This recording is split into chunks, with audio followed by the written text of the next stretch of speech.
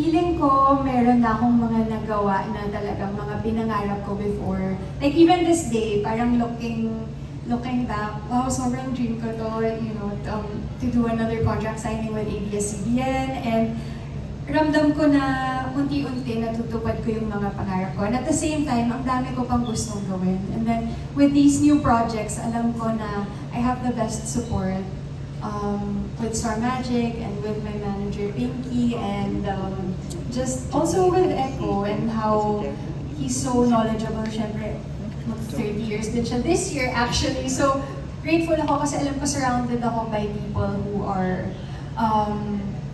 so much smarter than me, so much more experienced, surrounded ako by talent. At pati kayo na bata pa lang ako, nandiyan na kayo sa sa press, kabisado nyo na to, and talagang humuhugot ako ng lakas at kaalaman sa inyo.